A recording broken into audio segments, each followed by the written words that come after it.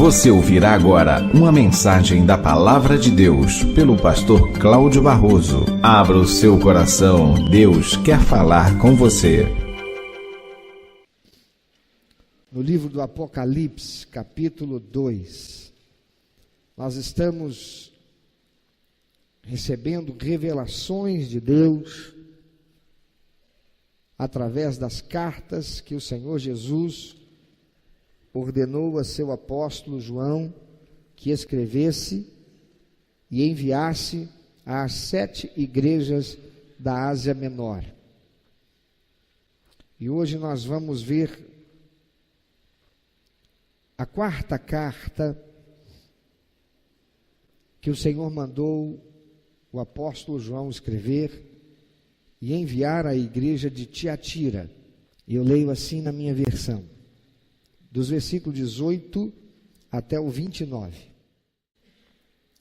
Ao anjo da igreja em Tiatira, escreve estas coisas, diz o Filho de Deus, que tem os olhos como chama de fogo e os pés semelhantes ao bronze polido.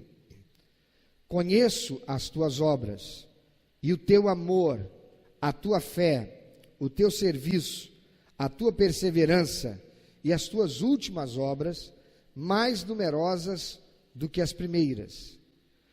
Tenho, porém, contra ti o tolerares que essa mulher, Jezabel, que a si mesma se declara profetiza, não somente ensine, mas ainda seduza os meus servos a praticarem a prostituição e a comerem coisas sacrificadas aos ídolos.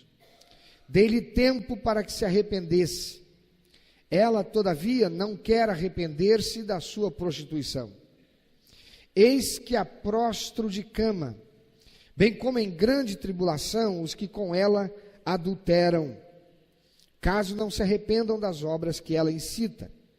Matarei os seus filhos, e todas as igrejas conhecerão que eu sou aquele que sonda mentes e corações, e vos darei a cada um segundo as vossas obras. Digo, todavia, a vós outros, os demais de Tiatira, a tantos quantos não têm essa doutrina, e que não conheceram, como eles dizem, as coisas profundas de Satanás. Outra carga não jogarei sobre vós, tão somente conservai o que tendes, até que eu venha. Ao vencedor que guardar até o fim as minhas obras, eu lhe darei autoridade sobre as nações, e com cetro de ferro as regerá e as reduzirá a pedaços, como se fossem objetos de barro. Assim como também eu recebi de meu Pai, dar-lhe-ei ainda a estrela da manhã. Quem tem ouvidos, ouça o que o Espírito diz às igrejas. Amados, o Senhor está agora mandando João escrever a 4ª carta à igreja de Tiatira, uma das 7 igrejas que estavam ali na Ásia Menor. Tiatira era famosa pelo seu comércio e pela sua produção de têxteis e também de tingimento de tecidos.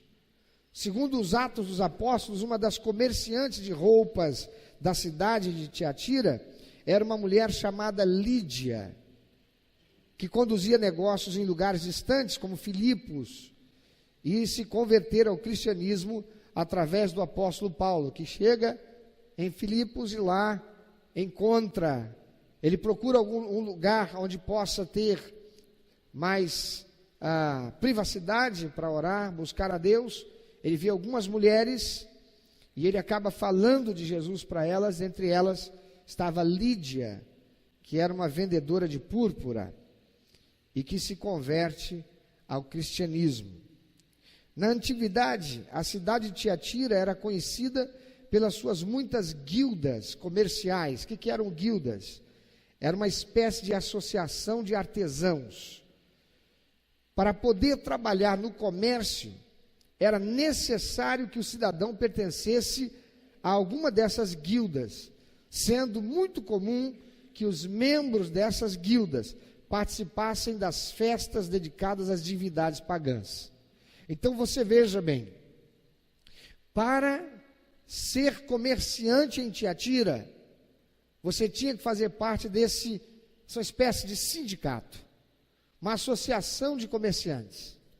Assim como nós temos aqui e em todas as cidades, creio, no Brasil, nós temos a associação comercial, né? O clube de diretores lojistas, assim, havia naquela cidade as guildas. Esse é um termo que se faz mais comum na Idade Média, quando os artesãos eles se unem, constituindo assim essas associações que propiciava a eles comercializar com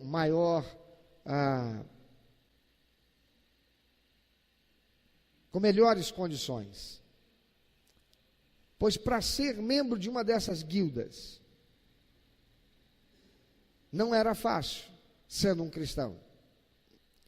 Porque era comum àqueles que participavam dessas guildas também a prática de estar em festas dedicadas às entidades pagãs que eram adoradas naquela cidade. É muito comum, como ainda hoje, para se fazer parte de alguns setores da sociedade, que o empresário ou o profissional liberal, ele passe por um processo de iniciação e ele acabe tendo que se contaminar com algumas coisas e algumas práticas que não são adequadas à luz dos princípios e valores estabelecidos por Deus. Isso já existia lá em Tiatira. No verso 18, diz o Senhor: estas coisas diz o Filho de Deus, que tem os olhos como chama de fogo. O livro de Apocalipse, ele tem muitas expressões proféticas que não são de entendimento comum. É preciso um estudo mais aprofundado para se compreender algumas das linguagens que são usadas nesse contexto profético. Estas coisas diz o Filho de Deus, que tem os olhos como chama de fogo. Como seria isso? O que quer dizer? Jesus tem olhos como chama de fogo. Não diz aqui que os olhos dele têm chama de fogo, mas são olhos como chama de fogo. O que isso quer dizer? Significa, queridos, que o Senhor, ele tem um olhar que transcende o que está na superfície, aquilo que nós vemos, aquilo que nós somos capazes de ver. O olhar do Senhor, ele vai além. O olhar do Senhor penetra o íntimo. O olhar do Senhor pode saber a verdade das intenções com que as palavras estão sendo proferidas. Nós conversamos com pessoas, nós nos relacionamos com pessoas, mas nem sempre nós sabemos se aquilo que ela está dizendo é a verdade. E lembre-se que essa carta está sendo dirigida para uma igreja que está numa cidade em que o comércio é a grande fonte de renda e a principal fonte de renda daquela cidade. E o comerciante, ele sempre foi conhecido por não usar da verdade naquilo que é a sua prática de negociação. Ou pelo menos, se não falando aquilo que não é verdade, omitindo a verdade. É muito comum,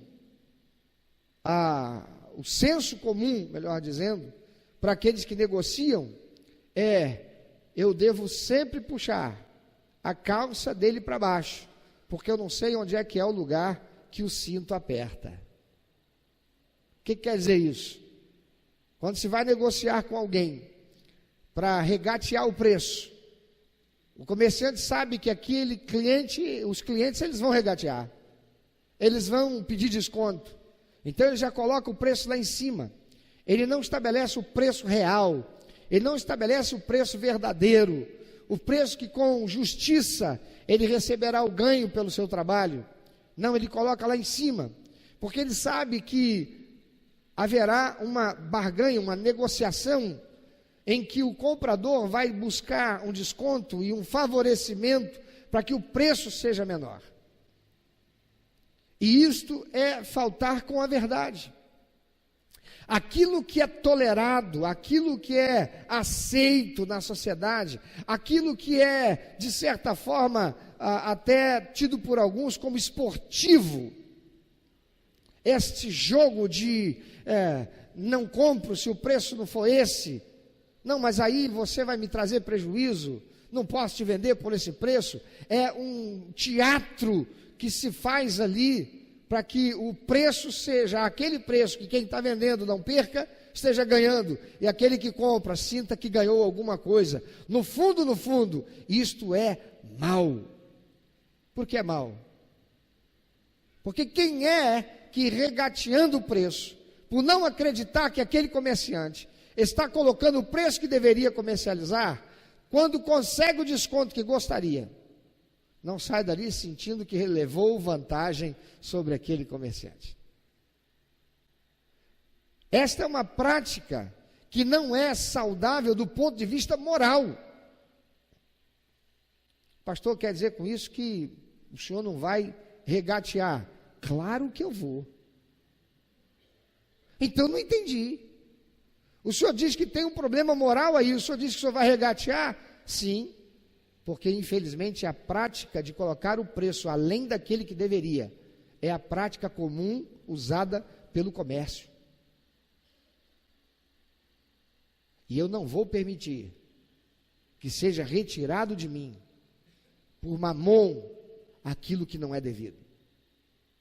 Mas eu não sairei dali com o sentimento de que me prevaleci daquele que acabou cedendo a minha pressão, e eu saí dali então vitorioso sobre ele, porque isso não significaria amar ao próximo como a mim mesmo. Quem está entendendo? A palavra do Senhor diz que o culto que agrada a Deus é o culto da razão. Sei o que eu estou fazendo. E Jesus é aquele que tem os olhos como chama de fogo. Ele é capaz de saber com que intenção você está regateando aquele preço. Você está regateando o preço para que o preço chegue ao preço justo, que você considera justo, e que ele não vai vender com prejuízo, porque qual é o vendedor que vai vender com prejuízo? Qual é o comerciante que vai vender com prejuízo? Ele fecha as portas. Então, a intenção é a de negociar para que o preço chegue ao valor que é justo, ou é a sensação gostosa, esportiva da barganha, em que eu saio de lá com a sensação de que eu levei vantagem? Porque afinal de contas, diz a tradição do final do século passado no nosso país, o negócio é levar vantagem em tudo, certo? Não, não é. O texto diz: ele tem os olhos como chama de fogo. Amado, Jesus está dizendo que ele é aquele que sabe com que intenção você ora. Ele sabe com que intenção você vem à igreja. Ele sabe com que intenção você faz as coisas para Deus. Ele vê você. Ele vê você. Ele vê você. Ele vê você, vê você, vê você. Ele nos vê quando ninguém mais está vendo. Ele tem os olhos como chama de fogo. Quando pensamos nisso, Jesus vê aquilo que está no meu ser, no meu íntimo, as minhas intenções. Imagina se ele não vê também aquilo que eu estou fazendo, quando ninguém mais está vendo. Isso deve nos fazer tremer. Isso deve construir em nós temor. Isso deve nos conduzir à compreensão a respeito da urgência e a seriedade com que o Senhor leva, ou com que o Senhor enxerga a nossa santidade. Por isso o Senhor disse: sejam santos, porque eu sou santo. Quando Ele deu essa ordem, Ele estava dizendo intrinsecamente: seja santo, porque eu saberei se você será. Diz o texto: estas coisas diz o Filho de Deus, que tem os olhos como chama de fogo e os pés semelhantes ao bronze polido.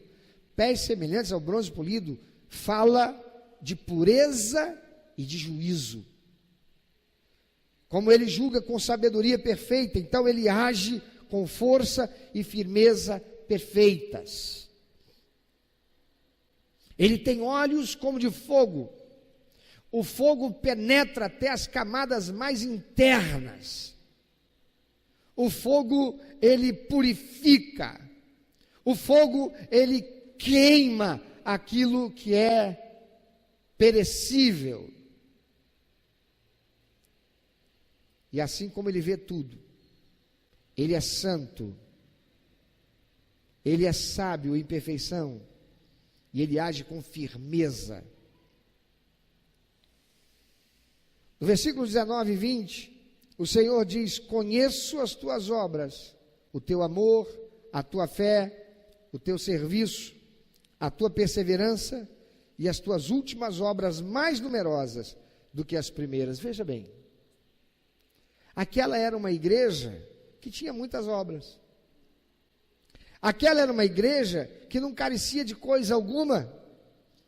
Era uma igreja que estava num lugar de comércio, e de comércio abundante, uma igreja numa cidade que prosperava por causa desse comércio. Era uma igreja que materialmente não tinha necessidades, era uma igreja próspera, uma igreja que crescera muito, uma igreja que estava vivendo em paz, sem sofrer perseguição, diferentemente das suas co-irmãs. Uma igreja que era calorosa, uma igreja que era afetuosa. O Senhor diz: conheço o teu amor, conheço o teu serviço. Aquela era uma igreja que era muito atuante dentro do contexto social. Mas apesar de ter se tornado uma grande igreja, ela perdeu a santidade, ela perdeu a pureza doutrinária, tornara-se uma igreja ativista. Os membros estavam envolvidos em muita atividade, mais do que antes estiveram, mas não estavam envolvidos em cumprir a sua verdadeira missão de trazer pessoas para Jesus. Não estavam envolvidos na sua verdadeira missão de serem capacitados para tornarem-se discípulos frutíferos do Senhor. Não estavam focados em adorar ao Senhor com santidade. Era uma igreja que fazia muita coisa para Deus.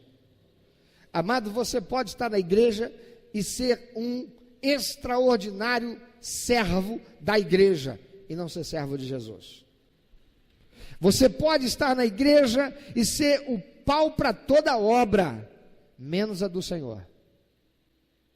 Você pode vir para cá e dar dias e horas do seu tempo para servir no projeto Gerando Futuro, que é o braço social de nossa igreja, mas se você não sai para evangelizar, se você não sai para falar de Jesus, se você não sai para cumprir a sua missão, você está tão somente fazendo coisas para a igreja, você não está fazendo para Jesus. Se a palavra de Deus não está dentro de você, se os princípios e valores de Deus não estão em você, se aquilo que você recebeu da parte de Deus não está sendo colocado em prática, no cumprimento da missão que você se comprometeu a realizar, na aliança que você fez com o Senhor, você fará coisas para a igreja, mas não fará para Jesus. Se a igreja fechar as portas e não servir, não fizer mais nada a nível social, mas tão somente falar de Jesus, visitar os enfermos, visitar os órfãos, visitar as viúvas, visitar os encarcerados, levando o evangelho da salvação, a igreja estará cumprindo a sua missão e dando prazer ao coração de Deus. É muito mais fácil os crentes se envolverem em ativismo gospel do que atingir o coração do Senhor. E o que está no coração de Deus não é fazer coisas para Ele. O que está no coração do Senhor são vidas. O que está no coração do Senhor não é ser uma igreja socialista.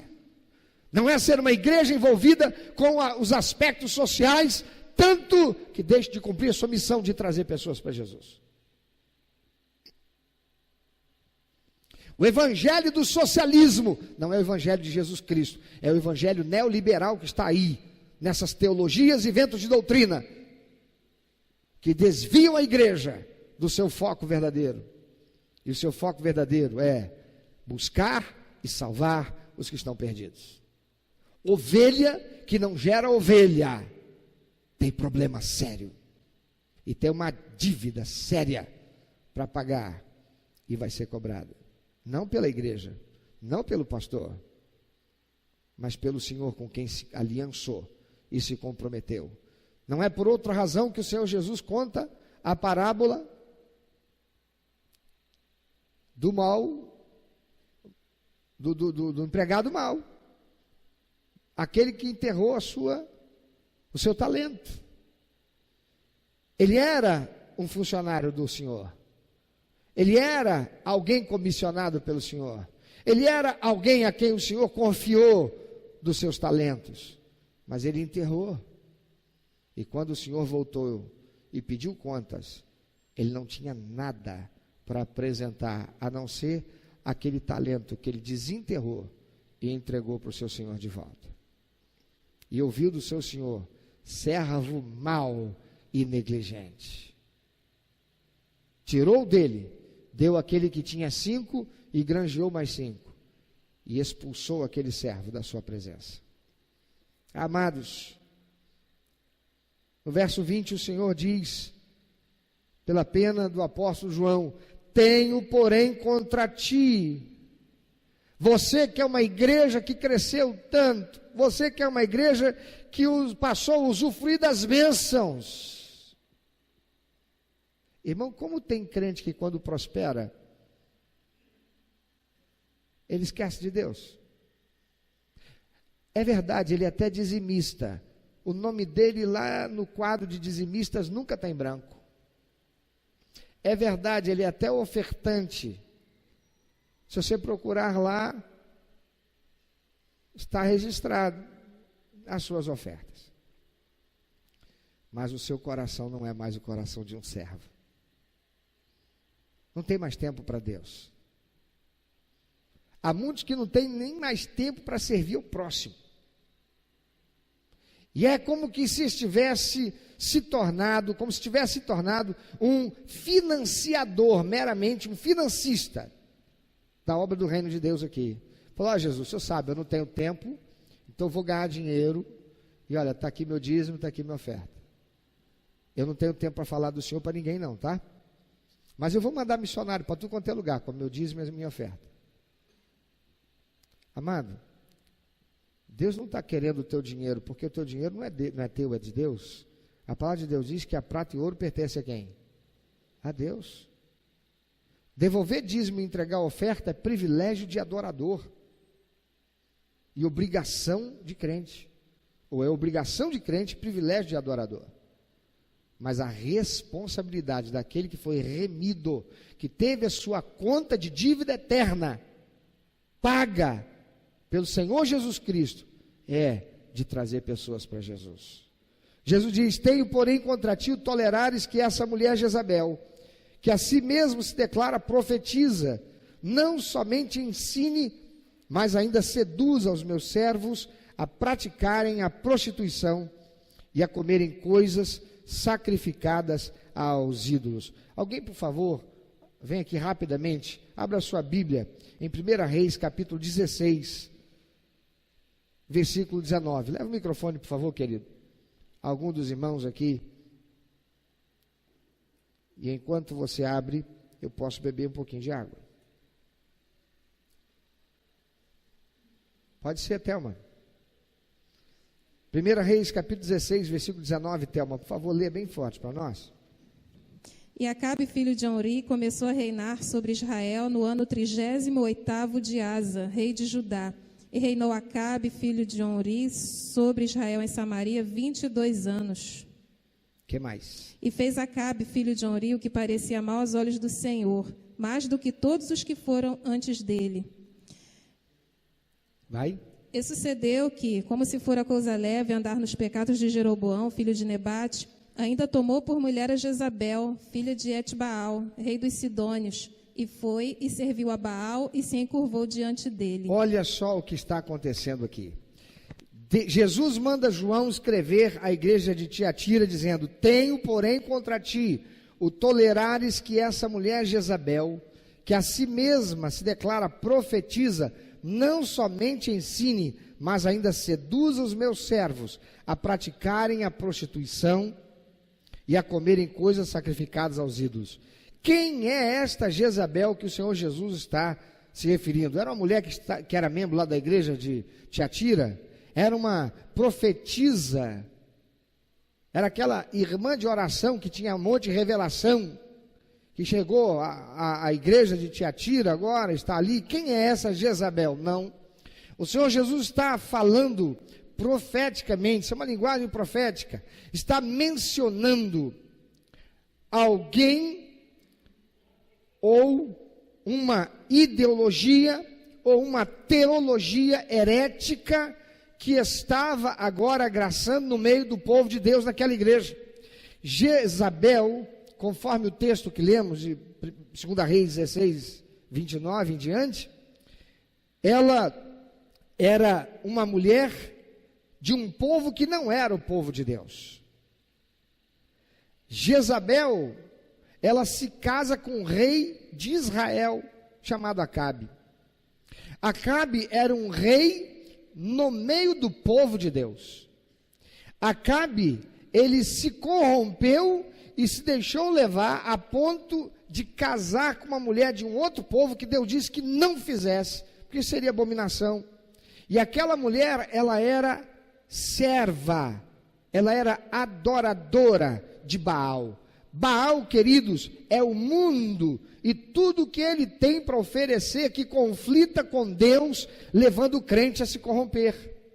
Jezabel, ela era adoradora de Baal, assim como Acabe se tornou.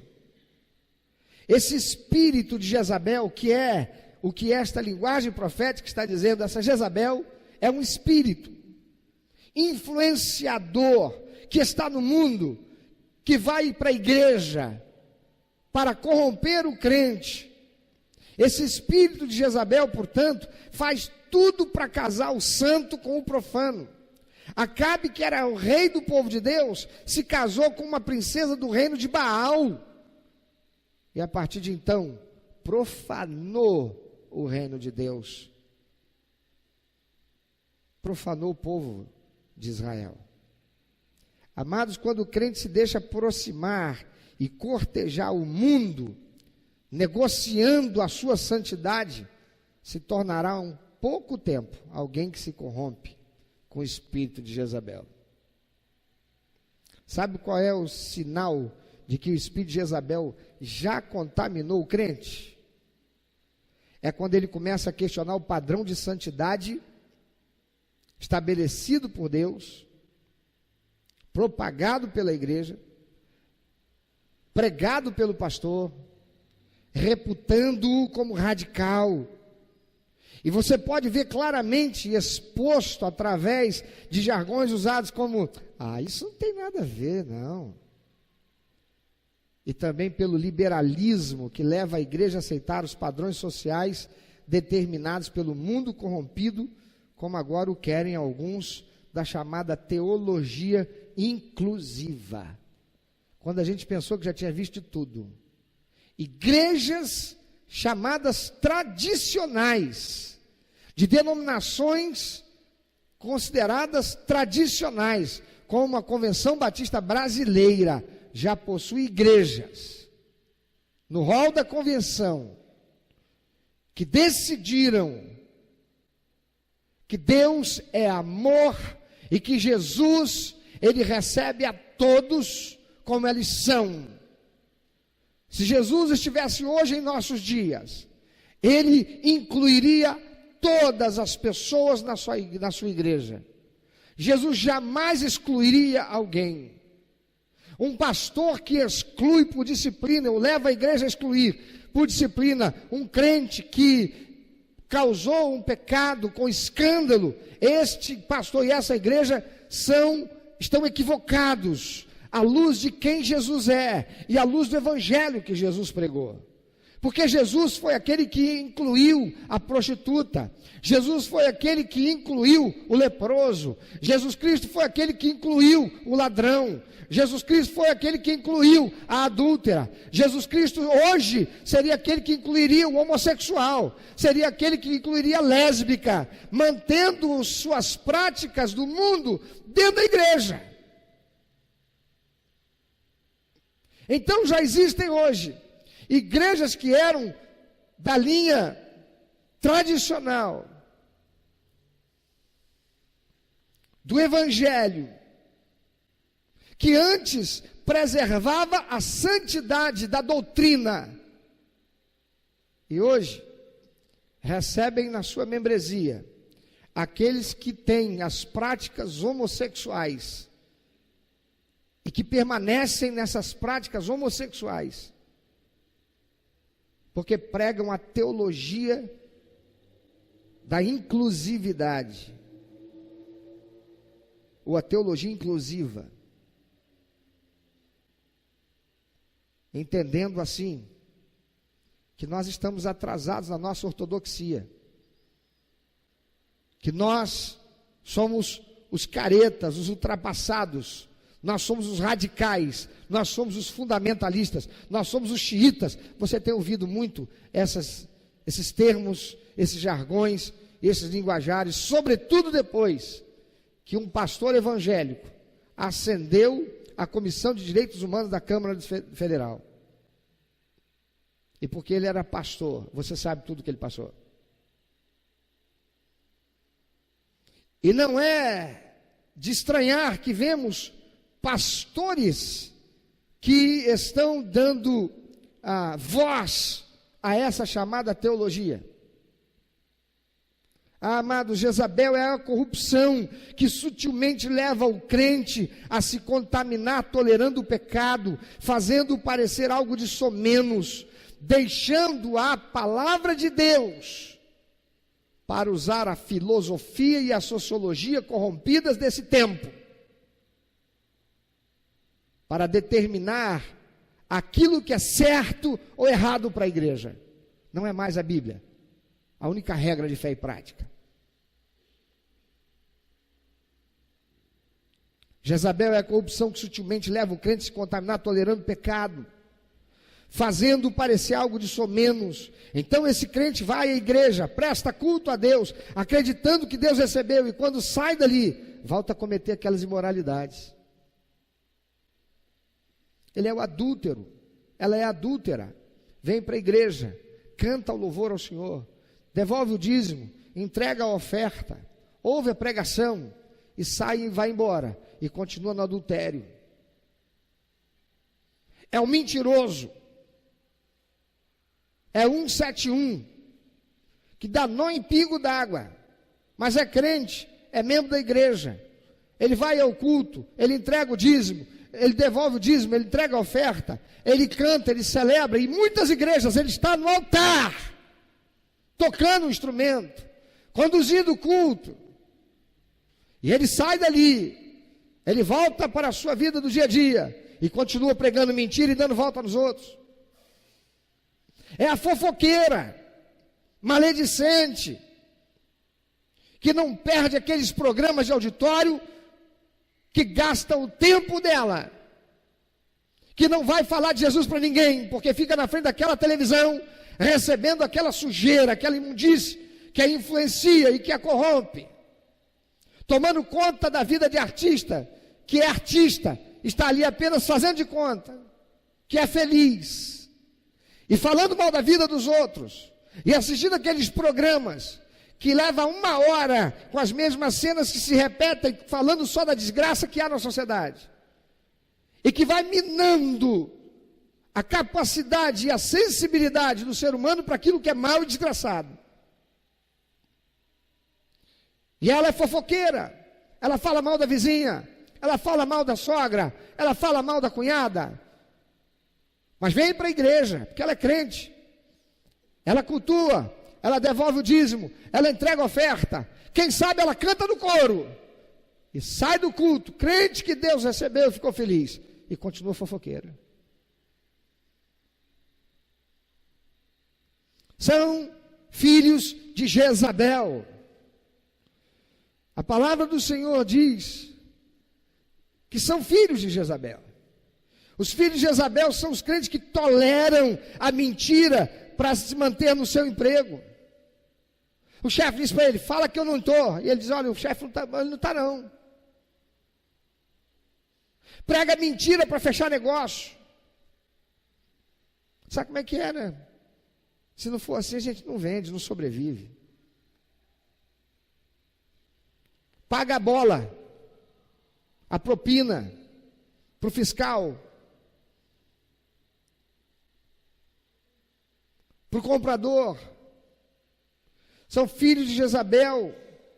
Os que têm namoro impuro, mas não se sentem culpados, porque não houve consumação do sexo. Não, que foi só uma masturbaçãozinha nela ali, nele ali, não teve nada, foi só até ali. Filhos de Jezabel. E vão à igreja para cultuar e depois vão embora tendo feito seu casamento entre o santo e o profano. Foi o que Acabe fez quando ele se casou com Jezabel. Ele levou todo o povo de Israel a se corromper, menos 7.000 dos sacerdotes, dos levitas, que permaneceram fiéis ao Senhor, e mais Elias, e alguns poucos. Amados, é quando o crente começa a sentir saudade de certas coisas e amizades que possuía no mundo, que Jezabel vai enfraquecendo a resistência moral e religiosa dele até que ceda. Ouça o que eu vou dizer agora. Quem são as pessoas do seu convívio social? Você é aquele crente que diz assim, não, pô, eu tenho que estar ali, construir um relacionamento com as pessoas que não são crentes, como é que eu vou falar de Jesus? Mas eu quero te perguntar, quem são as pessoas do seu relacionamento? São crentes? É muito mais fácil o mundo corromper um crente do que o crente ganhar o mundo. A palavra do Senhor diz, foge da tentação. Tem muito crente que anda no meio da tentação. A palavra de Deus diz, ao diabo você resista, mas a tentação você fuja. Tem crente que sabe, ele está em dificuldade no relacionamento conjugal, está em crise no relacionamento, mas insiste em manter relacionamentos sociais em meio a pessoas do sexo oposto. Está buscando o quê? Dar lugar a Jezabel. E vice-versa.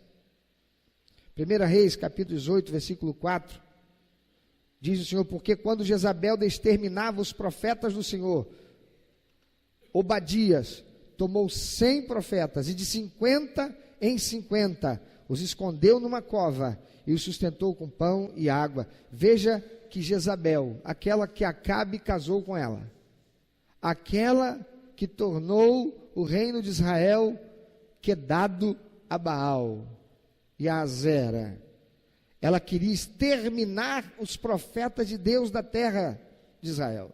Ela mandou que matasse, que caçassem e matassem. O profeta Elias foge, se esconde, para não ser morto. Amados, é este o propósito desse Espírito, que em todos os tempos sempre procurou agir dentro das igrejas. Qual é o propósito desse Espírito de Jezabel? Matar a voz profética dentro da igreja. A profecia, queridos, é a palavra de Deus, e Jezabel quer matar a profecia na vida do crente. E como é que ela faz isso? Através da corrupção, através da heresia que ela incute na vida dos crentes que lhe dão ouvido. Tem crente que vem para a igreja, o pastor prega, e presta atenção, porque isso é para todo mundo. O pastor prega, sai da igreja no domingo, na segunda-feira, tem comichão no ouvido e liga a televisão, vai assistir aquele programa de televisão evangélico, vai para a internet para assistir aquele outro programa de televisão evangélico, vai para um CD para ouvir, fica procurando mensagem, palavra de Deus aqui, ali, acolá. Sabe o que é isso? Isso é um crente pato. Conhece o crente pato? O pato, tudo que ele come, ele põe para fora. Alguém já viu pato na roça? Como é que é? Já viu? Enquanto ele está comendo, ele está defecando.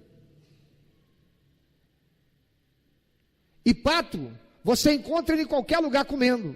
Você encontra ele comendo no coxo. Mas se tiver uma vala comum, aberta, de fezes, a céu aberto, daqui a pouco você vai encontrar ele com o bico dele fazendo assim, ó, futucando a lama daquela água imunda, suja com fezes, procurando o que comer. Pato come qualquer coisa. Mas Jesus Cristo chamou os seus, a quem ele salvou, de ovelhas. Dá uma olhada para quem tem ao teu lado, vê se tem cara de ovelha ou de pato. Ficou difícil o negócio, hein?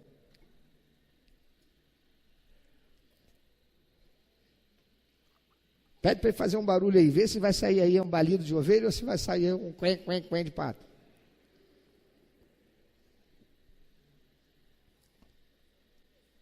O Senhor nos chamou de ovelhas, querido. Ovelha é ruminante. Aquilo que ela come vai para um estômago e depois volta para a boca para ruminar. Ela mistura com saliva e ela continua mastigando aquilo ali, é como boi. Mas o Senhor não nos chamou de boi, nos chamou de ovelha. Você já ouviu alguma ovelha correndo atrás de alguém para dar chifrada? Já viu? Se você viu, não era ovelha, era bode. Mas Jesus não chamou a gente de bode, chamou a gente de quê? Ovelha.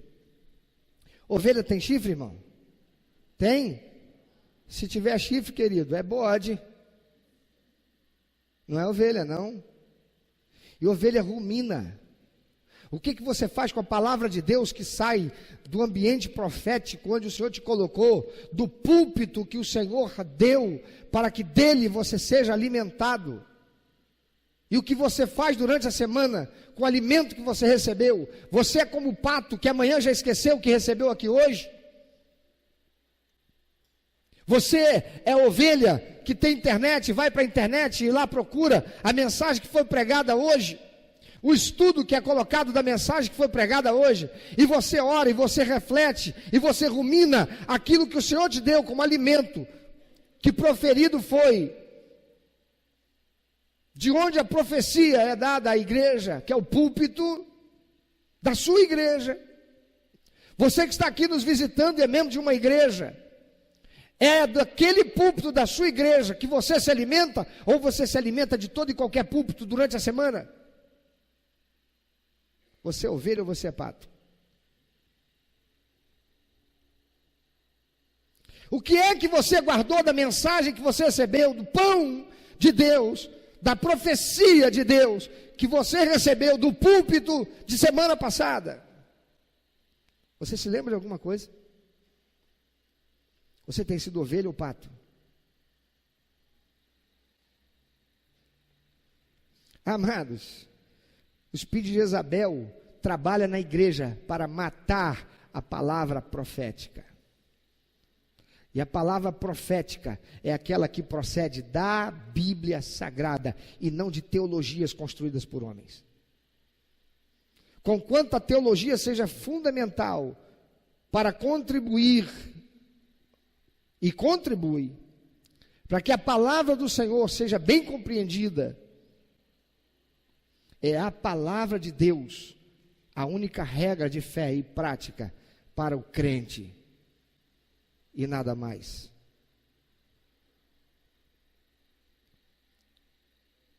ela é a única fonte para a doutrina sã que o crente, a igreja, deve professar. Amados, ali na igreja de Tiatira, havia muito ativismo. Os crentes estavam muito ocupados fazendo coisas para Deus, mas a heresia graçava no seio da igreja. E porque os crentes estavam focados em se ocuparem para Jesus, não vigiaram na doutrina.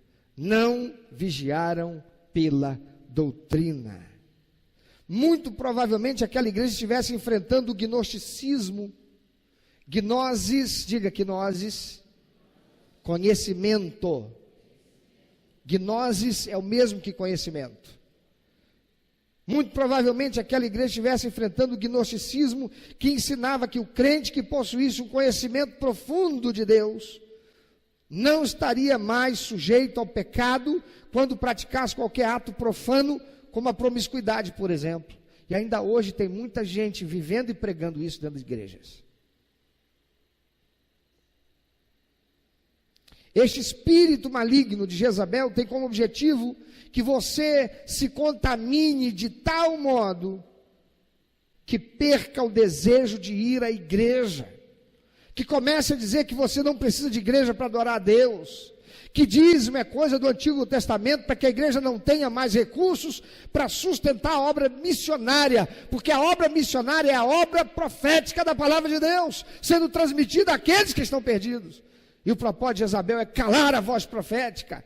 E quando o crente não é mais dizimista, quando o crente não mais oferta com amor, quando o crente não mais investe com seus recursos materiais para capacitar a igreja a prosseguir, levando o evangelho a todos os cantos, ele está sendo um parceiro de Satanás, dessa entidade desgraçada Jezabel, para calar a voz profética.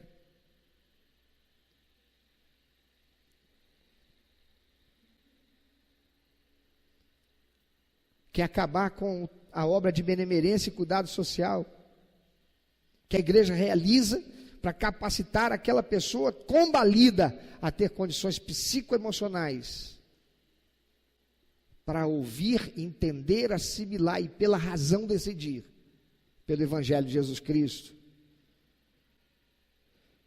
Intenciona que você se torne tão ativo fazendo coisas para a igreja que não gere mais vidas para o Senhor Jesus. A igreja de Tiatira estava tolerando esse espírito imundo que estava prostituindo a muitos crentes. Veja o que o Senhor diz, que ele reconhecia que aquela igreja de Tiatira era uma igreja acolhedora, onde havia amor. Amados, Tiatira era uma igreja amorosa, era uma igreja acolhedora. Talvez fosse como a primeira igreja batista em Belfort Roxo, que quando acaba esse culto aqui, você é nosso convidado, não vai logo embora não, porque ali fora nós vamos realizar um momento de comunhão quando acabar o culto.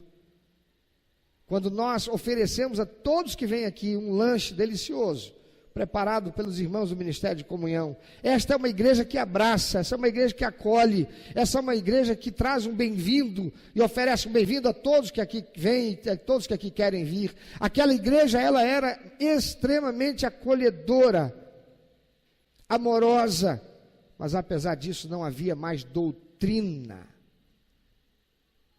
Faltava a palavra de Deus sendo vivida.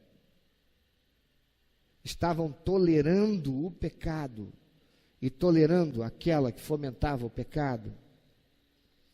Amados, nós podemos ser a igreja que expressa comunhão, que tem uma forte ação social, mas se não tivermos doutrina, que é a palavra de Deus, não poderemos agradar o Senhor.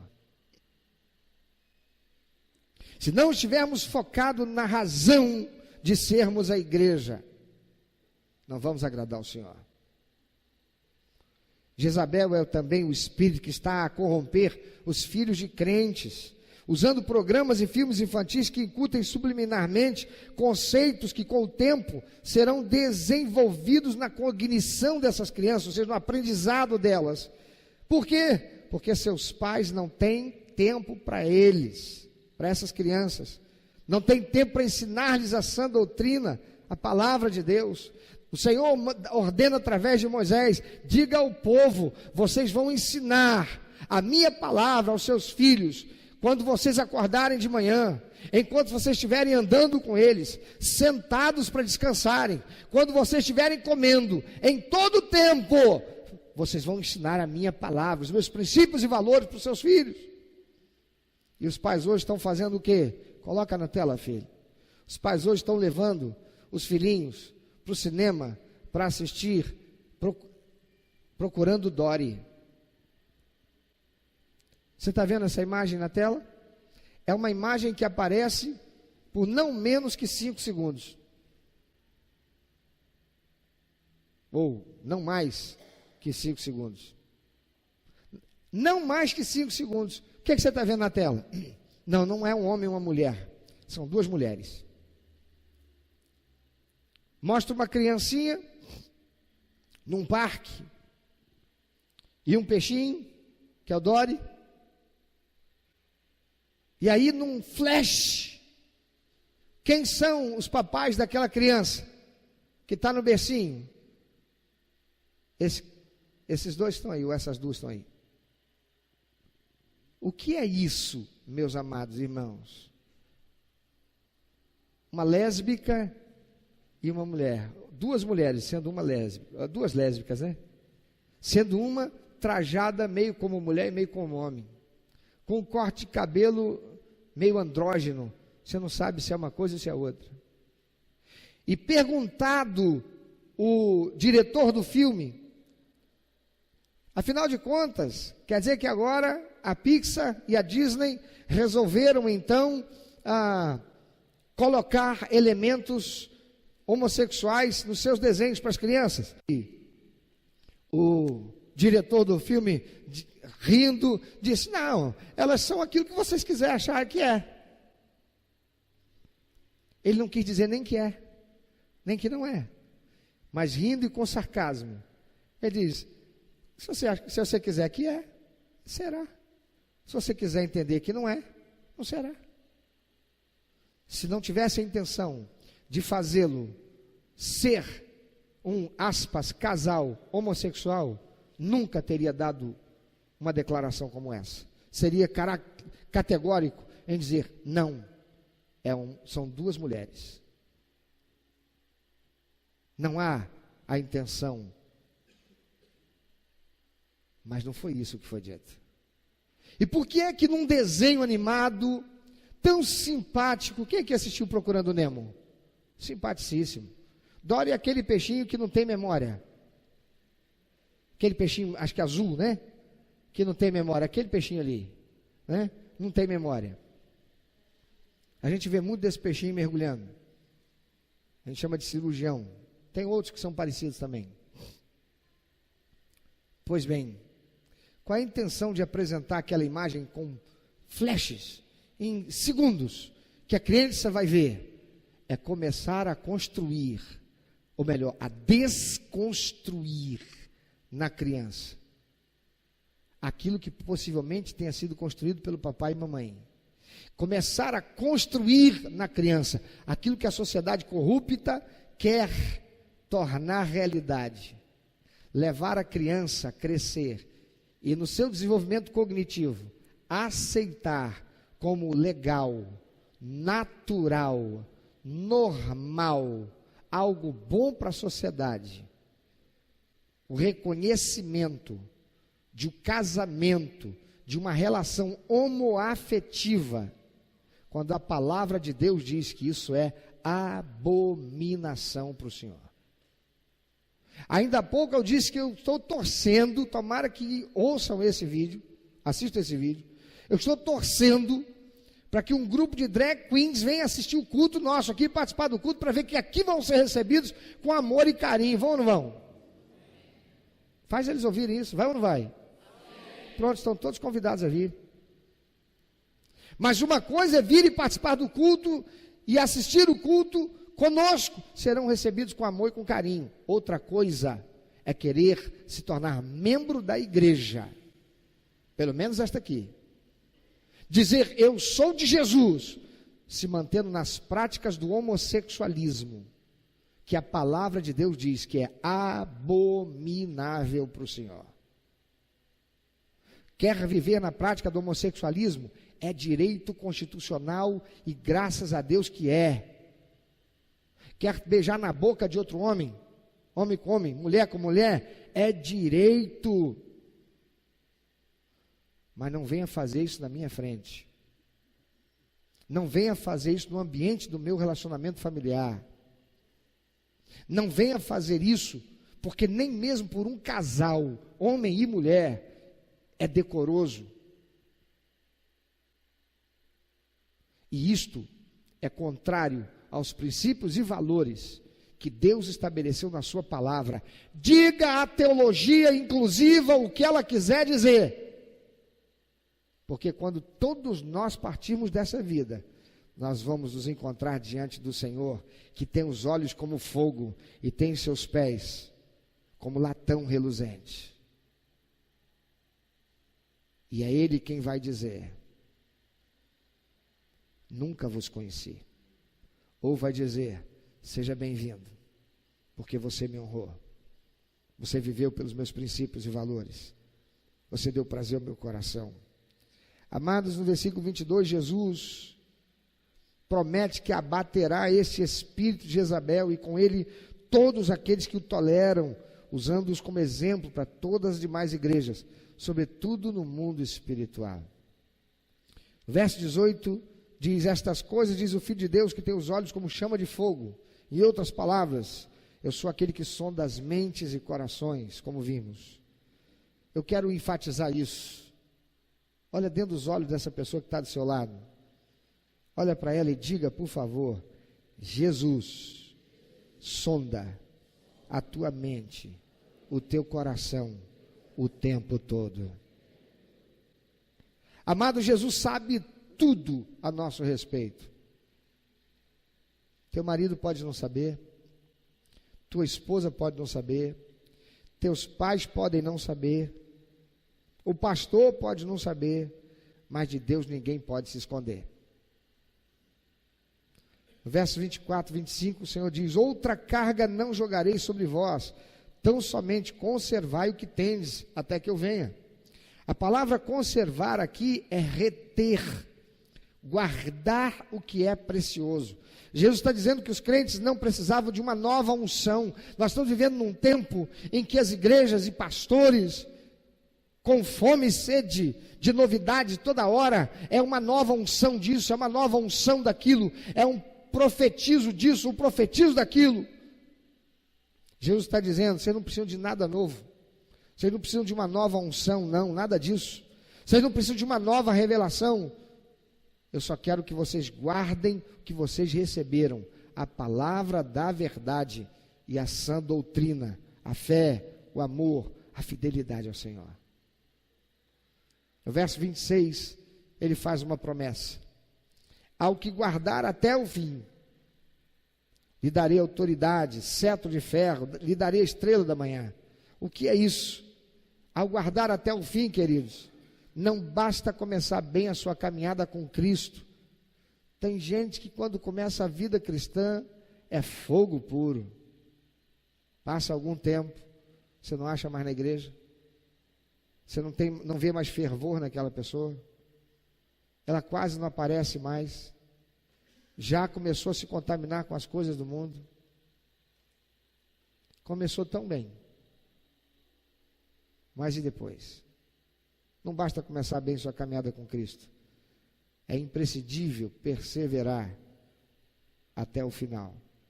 Muitos são aqueles que pararam a caminhada por conta daquilo que conquistaram por causa da sua fé. Tem gente que começou muito bem, Deus abençoou e prosperou aquele crente. Cadê ele?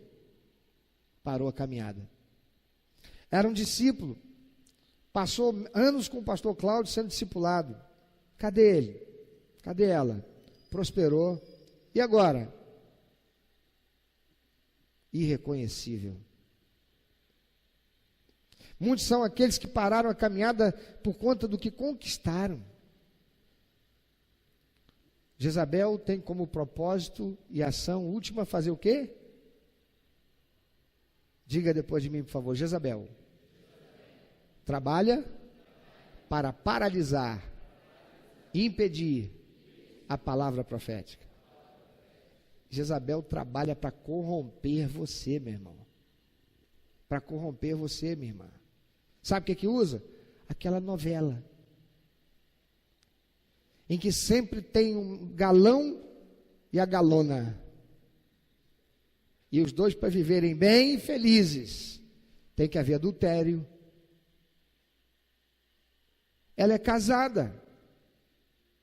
E se ele é solteiro ou é casado, os dois têm que acabar o casamento. Tem que haver divórcio. Eles têm que adulterar. E muitos crentes estão torcendo pelo adultério. E Jezabel já entrou dentro da casa de muitos crentes que estão corrompidos com aquilo que vem na televisão. Por quê? Paulo diz lá, pastor, examina tudo e retém que é bem, que é bom. E que bom você retém? Se você não tiver firmeza na doutrina, você aceita aquela sujeira. Você se torna dependente daquilo. Um dia desse eu estava assistindo um capítulo aí dessa novela da Record, a continuação dos 10 mandamentos. Irmão, quanta nojeira.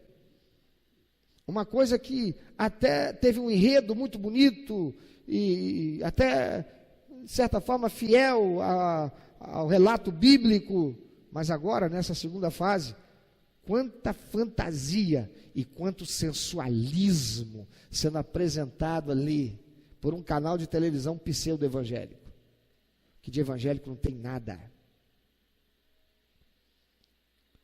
Quantos jovens pararam depois que realizaram o seu sonho de casar, ou de passar numa faculdade? Quantos casais pararam depois de conquistarem a gravidez e a vida do seu bebê? Quantos desempregados pararam porque o emprego passou a ser mais importante depois que conquistou? Jesus diz, lhe darei autoridade, cetro de ferro. Jesus está falando de autoridade na terra, mas esta autoridade, queridos, não é pelo autoritarismo ou dominação ditatorial. É uma expressão para denotar uma autoridade espiritual que não será quebrada. Ao contrário, sobrepujará a toda rebelião contra Deus. E por fim, Jesus diz, ao que guardar até o fim, dar-lhe-ei a estrela da manhã. Jesus está falando dele mesmo. Ele é a nossa estrela da manhã. Os fiéis terão comunhão plena com o Senhor Jesus Cristo. Ele está dizendo, aquele que perseverar até o fim, ele terá uma comunhão plena, total comigo. Aquele que comunga na intimidade com o Senhor Jesus, querido, na Santa Ceia, será estabelecido em destaque quando estiver no céu, perante o Senhor. Pensa sobre isso. Quem é você como crente? Você é alguém que Jezabel já corrompeu? Você é alguém que já se deixou levar por pecados tolerados? Você já se deixou corromper por aquilo que são idealismos desse mundo corrompido? Você é como muitos crentes que estão enxergando o evangelho pela ótica do socialismo, do humanismo, do liberalismo teológico. Quem é você? O Senhor diz, sejam santos porque eu sou santo. A igreja de Tiatira era uma igreja calorosa. A igreja de Tiatira era uma igreja que recebia muito bem. A igreja de Tiatira era uma igreja amorosa, ela realizava obras de ação social, de benemerência. Ela era envolvida com o contexto social e buscava minorizar os males que a sociedade produz, sobretudo quanto aos menos favorecidos. Tiatira foi uma igreja que cresceu, ela não tinha necessidade de recursos, mas ela estava tolerando a heresia no seu meio. Ela estava tolerando a corrupção entrar dentro da sua casa. os crentes estavam se tornando frios espiritualmente.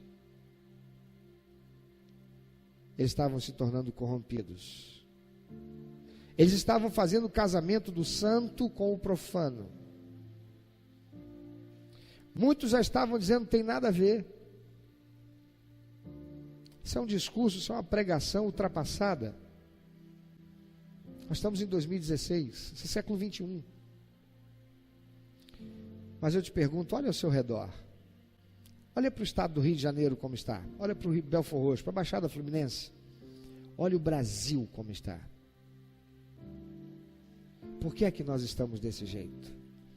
É meramente porque algumas pessoas resolveram usar mal a autoridade que receberam e causaram um prejuízo tão grande para a nossa sociedade?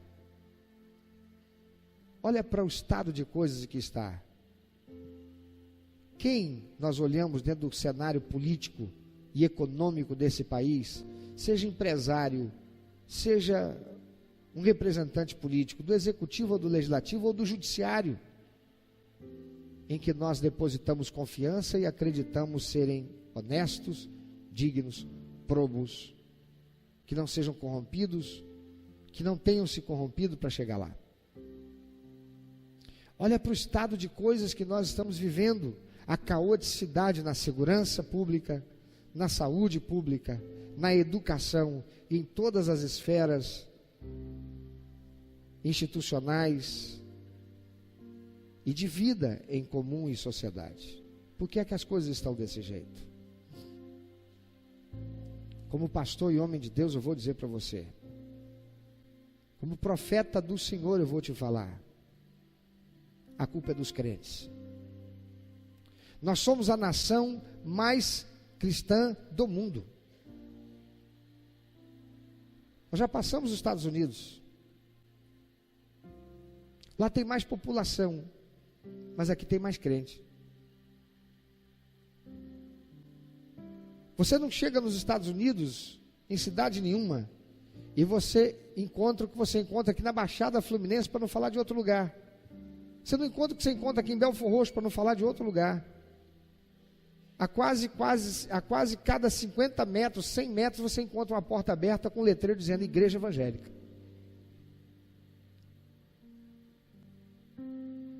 Nós temos um percentual extremamente significativo. O censo do IBGE mostra claramente a ascensão da comunidade evangélica, declarada evangélica, nesse país. O declínio de religiões de outras matizes, sobretudo as espíritas, ou espiritualistas. Somando-se católicos e evangélicos, nós somos grande maioria, a maioria absoluta. E o que é que nós temos sido? E o que é que estamos fazendo? E por que é que a mão de Deus não está sendo conosco para nos abençoar? Começo a ouvir alguns dizerem, não, Deus está abençoando sim, olha todos esses escândalos, olha lá o juiz Moro, olha lá a Lava Jato, olha lá e tanta coisa vindo à tona. É verdade, mas olha lá os hospitais que não têm médicos, que tem médico e não tem equipamento e não tem medicamento e não tem recurso para pagar energia elétrica. Olha a saúde pública como está, que até mesmo aqueles que têm plano de saúde, para conseguir um atendimento, estão tendo que entrar na justiça para obrigar as empresas a obedecerem os contratos que fizeram. Olha a educação, as nossas crianças, olha o investimento que Satanás está fazendo para corromper as nossas crianças e ensiná-las a respeito de opção sexual, crianças com 6, 7 anos de idade, querendo influenciar as nossas crianças para aceitarem a corrupção moral. Olha os bancos de faculdade, que os professores não têm não são recebidos com honra e dignidade, nem mesmo por aqueles que sentam para deles receber o ensino. Para não falar do ensino fundamental da rede pública. Por que é que as coisas estão desse jeito? Só existe uma solução para tudo isso. A palavra de Deus diz: se meu povo, que se chama pelo meu nome, se humilhar, orar, arrependendo-se dos seus pecados e voltando para mim a sua face, eu ouvirei do céu, perdoarei os seus pecados e sararei a sua terra. Pode o profeta, apóstolo, semideus qualquer, da denominação qual for, colocar cartaz e outdoor por toda a cidade dizendo: Belford Roxo, estado do Rio de Janeiro, o Brasil é de Jesus. Isso é hipocrisia e mentira. Porque se fosse do Senhor, se nosso povo estivesse rendido ao Senhor, eu estou falando só do povo de Deus, rendido ao Senhor, nós não estaríamos vivendo o que estamos vivendo, não teria chegado a tudo isso. Se nós estivéssemos vivendo a verdadeira e sã doutrina, se ao invés de sermos ativistas gospel, estivéssemos cumprindo a nossa missão de trazer pessoas para Jesus e torná-las membros integrados na família de nossa igreja. Meu querido, minha querida, você quer dias melhores? Nós todos queremos, mas nada vai melhorar até que nós nos voltemos para Deus. Santidade ao Senhor. Santidade ao Senhor. Ainda muito nós teremos que caminhar em meio a todo esse deserto em que nos encontramos nessa nação, até que o Senhor ouça o clamor de um povo que se humilha, que se arrepende, que se volta para Ele, que vive santidade, que não negocia os princípios e valores estabelecidos por Ele, que não se deixa corromper por Jezabel. Uma geração santa, uma geração de homens e mulheres que verdadeiramente estão com seus corações rendidos ao senhorio de Cristo Jesus. Fora isso, ainda muito mais nós iremos amealhar de motivos para chorar, razões para nos entristecer. Olha para o que estamos vivendo. Há quantos anos eu não via isso? Eu vivi os brasileiros tendo que fazer fila para comprar um quilo de feijão. Na época em que o Brasil tinha uma inflação que chegava a 80% ao mês. O que é que nós estamos vivendo de forma tão rápida e avassaladora? 1 quilo de feijão custando R$12. E já ficando difícil de encontrar na prateleira. Ainda um dia desse, o nosso governo que tínhamos falava de boca cheia dos milhões e milhões de dólares que nós tínhamos guardado como reserva. Éramos o país emergente da América. Éramos a liderança na América. Tudo mentira. Por quê? Porque Jezabel entrou em muitas igrejas. Jezabel entrou em muitos lares cristãos. Arrependamos-nos e nos voltemos ao Senhor. Eu quero te fazer uma convocação nessa hora. Da parte de Deus, eu quero te dar a oportunidade, meu irmão, minha irmã, porque isso começa na minha casa e na sua. A igreja é onde mais se manifesta, mas começa lá na sua casa. Eu quero te dar a oportunidade, papai e mamãe, de você se levantar e dizer: a partir de hoje, Senhor, eu serei guardador de meu filho, de minha filha. A partir de hoje, Senhor, eu serei responsável e não permitirei que Jezabel corrompa os meus filhos. A partir de hoje, Senhor, eu que já assumi com o Senhor lá atrás essa aliança, mas não tenho vivido, eu confesso. te peço perdão. Já permiti que muita coisa me esfriasse no meu ímpeto e na minha disposição para honrar o Senhor com a minha vida. Eu confesso, Senhor, que eu já negligenciei e já negociei princípios e valores que o Senhor estabeleceu. Eu confesso, Senhor, que eu já me deixei corromper pelo medo do desemprego, pelo medo de não conseguir aquela porta de oportunidade, pelo medo de perder aquele relacionamento. Mas, Senhor, eu peço perdão para o Senhor, e eu me coloco diante de Ti, decidido: Jezabel não mais terá lugar na minha vida. A Jezabel de Acabe teve que morrer para que Israel então pudesse viver novos tempos. Jezabel de nossos dias tem que morrer dentro da nossa casa. Ela tem que ser jogada para fora. A Jezabel de Acabe foi empurrada pela janela. Ela caiu de uma altura bem elevada e o seu corpo foi comido pelos cães. Nem pôde ser sepultada. A Jezabel, esse espírito corrupto que age nos nossos dias, e desde os tempos da igreja primitiva, precisa ser jogado para fora da janela das nossas casas. Precisa ser colocada para fora de nossas vidas, para nunca mais voltar. De modo que vivamos santidade ao Senhor e sirvamos a Ele com verdade.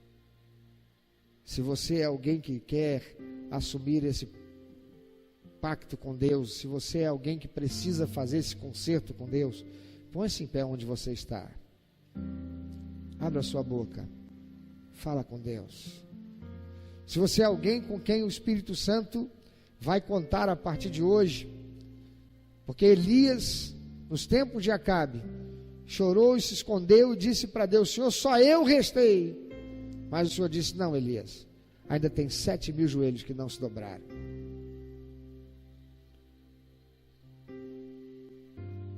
Onde estão aqueles joelhos que não se dobrarão a Jezabel e a Baal?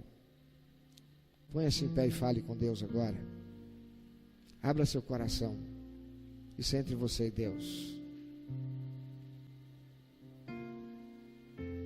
Diga para Deus o que é que você a partir de hoje não vai mais fazer, que até aqui você sabe que era errado. Você sempre soube, mas se deixou corromper. Diga para Deus o que é que a partir de hoje você vai fazer, que você deveria estar fazendo e não tem feito, para proteger o seu próprio ser da corrupção desse mundo. O que é que você vai fazer que você não tem feito para proteger sua casa, seus filhos, seu casamento? O que é que você está disposto a fazer? Abre o seu coração, fale com Deus. Meu amado, se Deus tem falado ao seu coração, se você foi constrangido pelo Espírito Santo e quer compartilhar isso conosco, quer que nós estejamos orando por você, se você quer nos informar que você recebeu Jesus como teu único, eterno e suficiente Salvador, se você quer saber um pouco mais a respeito do que fazer para dar prazer ao coração de Deus e viver a vida que o Senhor tem reservado para você, vida de paz, de equilíbrio, de satisfação, entre em contato conosco. Ligue para nós, anote por favor, é 21 2761 1059, 21 2761 1059.